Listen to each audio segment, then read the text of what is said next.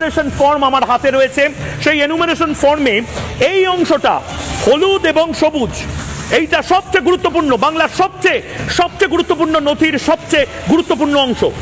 2002 সালের লিস্টে যাদের নাম আছে, ময়ূখ রঞ্জন ঘোষের নামও 2002 এর লিস্টে নেই।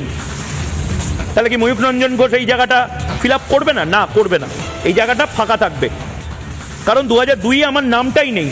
যদি আপনার নাম 2002 এর লিস্টে থাকে, তাহলে নিজের নামটা এখানটা লিখবেন। এপিক কার্ড নাম্বার যদি আপনার অ্যাভেলেবেল থাকে সেই সময় 2002 এর, এখানে লিখবেন। আপনার কোনো একজন রিলেটিভ, বাবা মায়ের নাম, তাহলে আরও সহজ হয়ে যাবে। এখানে লিখবেন, সম্পর্কটা লিখবেন, জেলার নাম, রাজ্যের নাম, বিধানসভার নাম, বিধানসভার নম্বর, বুথ নম্বর, সিরিয়াল নম্বর, এগুলো পুরোটা ভোটার লিস্টে, ভোটার কার্ডে রয়েছে। এইবার আসি এই জায়গাতে, খুব খুব খুব গুরুত্বপূর্ণ, ভাইরাল করুন এই অংশটা।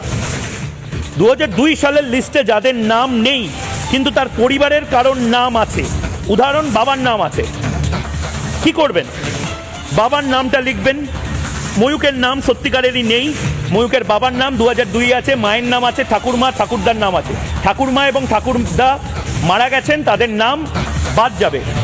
বাবা মায়ের নাম এখানে লিখবো, বাবার নাম এখানে লিখবো, এপিক কার্ড নাম্বার দেবো, আমার সাথে বাবার সম্পর্ক লিখবো, জেলার নাম, রাজ্যের নাম, অ্যাসেম্বলির নাম এবং এই ডিটেলটা, এই পুরোটা করে বলতে হবে যে আমি যা যা তথ্য দিয়েছি সব সত্যি বলে নিজের সই করবেন এবং বিএলও নিজের সইটা করবে।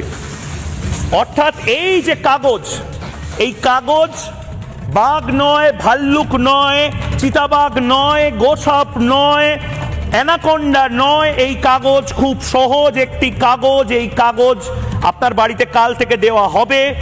এই কাগজ আপনার বাড়িতে আপনি না থাকলেও আপনার দরজার ফাঁক দিয়ে গলিয়ে দেওয়া হবে।